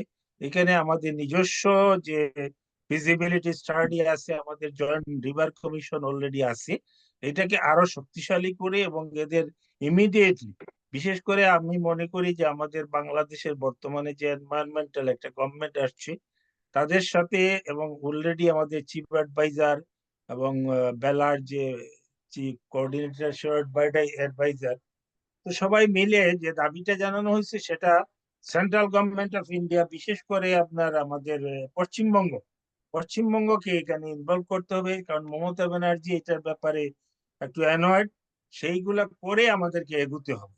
সুতরাং এই জয়েন্ট ডিসকাশনটা আমাদের কন্টিনিউ করতে হবে এবং ইন ফিউচার আরো লার্জ স্কেল এইগুলারে এক্সপার্টিস নিয়ে আমরা আলোচনা করে এগুতে পারি। এটাই আমার বক্তব্য।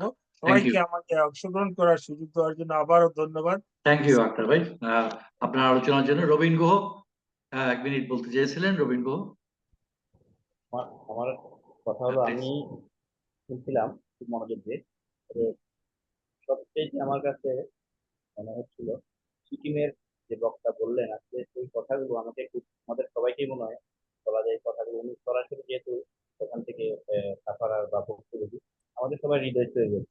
আসলে যত আলোচনায় আমরা করি না কেন, এই ভারতের সরকার গণতান্ত্রিক সরকার মানে জনগণের বেদনা বোঝা, দুঃখ বোঝা, কথা বোঝা, দুই দেশেরই মানুষের, যে প্রান্তিক মানুষ বা শিক্ষার পাশের যে মানুষ, এদের যদি দুঃখ বুঝতে না চায় বা তাদের যদি রাজনৈতিক প্রতিষ্ঠা না থাকে, আমরা কোনোভাবেই যত আলোচনাই করি না কেন এই সমস্যার সমাধান সম্ভব।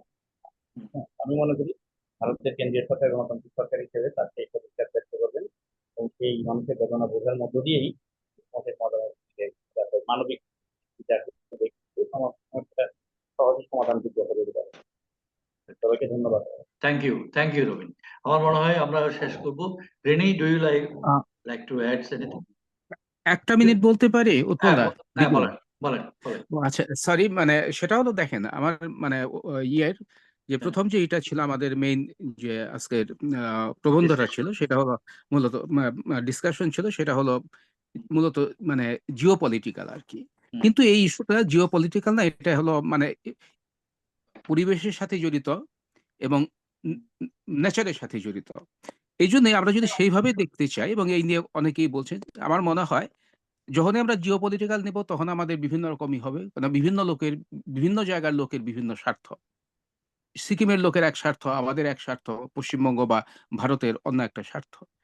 কিন্তু এখন মানে সমস্যা হলো যে আমাদের তিস্তা নদীকে বাঁচানো দরকার, এবং সেই জন্যই এখন একযোগে মানে একটা ইস্যু, তিস্তা বাঁচাও প্রথমে, এবং সেই ইস্যু নিয়ে আমাদের কাজ করা দরকার, এবং পরবর্তীতে সেইটা যদি আমরা করতে পারি তখন মানে ওই কি বলে, ভালুককে আগে মানে মারতে হবে তার মাংস ভাগাভাগি করার জন্য। এই জন্য তিস্তাকে আগে বাঁচাতে হবে তার জলের সুষম বন্টন বলে বা কোনো একটা মানে যৌক্তিক বন্টনের জন্য। আর সবাইকে ধন্যবাদ সুন্দর আলোচনার জন্য। থ্যাংক ইউ বিজন দা, আপনি অনেক ঝামেলার মধ্যে জয়েন করেছেন। Yes, actually we need to expand this forum also, India and Bangladesh. আমাদের এই আলোচনাটা ইন্ডিয়া বাংলাদেশ একসাথে করতে হবে সবসময়, যেহেতু এটা ট্রান্সবাউন্ডারি ইস্যু এবং ইন্টারন্যাশনাল অলসো। সো এটা আমরা যারা বাইরে থাকি, মস্কোতে থাকি বা নিউ ইয়র্কে থাকি কিংবা অন্য জায়গায় থাকি, আমাদের একযোগে কাজ করা এটা বোধ খুবই দরকার।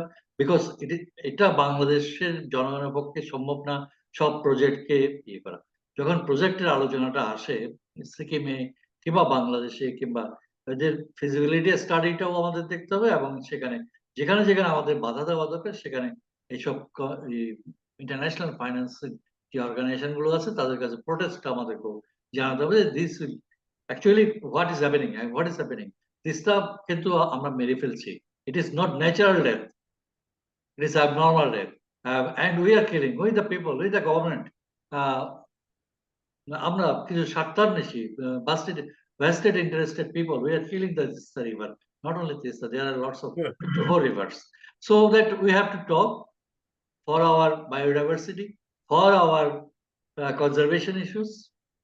আমাদের যদি কিন্তু এই বায়োডাইভার্সিটি যদি না থাকে তাহলে শুধু তিস্তা না, এটা এফেক্ট করবে কিন্তু পুরো বাংলাদেশের বিশাল এক জনপদকে, এবং অবশ্যই সেটা শিলিগুড়ি কিংবা সিকিমের জনপদকেও এটা এফেক্ট করবে। কাজেই এই জন্য খুবই সোচ্চার হওয়া দরকার বলে আমি মনে করি। আমরা চেষ্টা করবো নিউ ইয়র্কেও আরো বেশি করে এই ধরনের প্রোগ্রামগুলো করা, যাতে সেখানকার বাঙালি এবং বাংলাদেশি লোকরা, আমাদের সরকার যতই জনবান্ধব বলি, যতই পরিবেশ বান্ধব বলি, but we have to influence them, we have to push them to talk about this.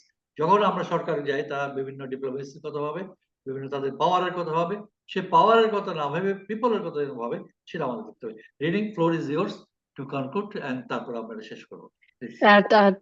Thank you so much for your time. Yeah, I'm a dual degree, so I hope to continue advocacy on issues in this region that we don't normally, study in schools, and we don't have a lot of professors and students in the American schools. So bring more awareness and advocacy and on environmental issues that are transboundary, that are international, that are human rights, environmental rights, and hopefully for the young, young and up and coming, if they want to pursue careers in environmental, like hopefully this can inspire them that there's many paths in life, and and be connected to your culture and your country and to the world and to the environment. So thank you for your time. Thank you, Reni, for your presentation. It's good actually. এটা খুবই কাজে লাগবে for us actually. I believe that you also attract other young people to research, to talk regarding this type of issues of Bangladesh and India, so that it will be more and more powerful for the government also and international bodies also.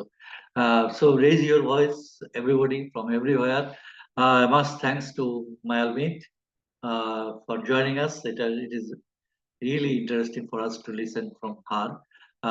Arnav Bhattacharya from Siliguri, Dr. Rupak from Siliguri, Faridul Islam from Lalmonirhat, খুবই যারা fight করছেন বিভিন্নভাবে এই তিস্তা নিয়ে তিস্তা রক্ষা, নদী রক্ষা আন্দোলন, নামটাই কিন্তু তিস্তা নদী রক্ষা আন্দোলন। ইন্টারেস্টিং, যে আলোচনা এসছে সেটা কিন্তু নদী রক্ষার কথাই বলা হচ্ছে, নট যা লাইভলিহুড বাঁচাবো বা এটা নদী রক্ষাটা কিভাবে করতে পারি, সেটাও আমাদের একটা বড় চাওয়া। তো সবাই এই প্রোগ্রামটা আমরা এখন শেষ করবো ইভেন্টটা। তো আপনারা যারা আবার দেখতে চান, আবার শুনতে চান, তাহলে প্রগতির যাত্রী নামে একটা ইউটিউব চ্যানেল আছে, ইউটিউব চ্যানেল প্রগতির যাত্রী। So you can share this video to your friends and colleagues, and they can watch, so it will go to more and more people. তো সবাইকে ধন্যবাদ জানিয়ে কষ্ট করে এই প্রোগ্রামে থাকার জন্য আমি সবাইকে ধন্যবাদ জানাচ্ছি। আমাদের আজকের এই আলোচনা, ডিসকাশন, প্রেজেন্টেশন আমি এখানে শেষ করতে চাই। Thank you all very much. Thank you.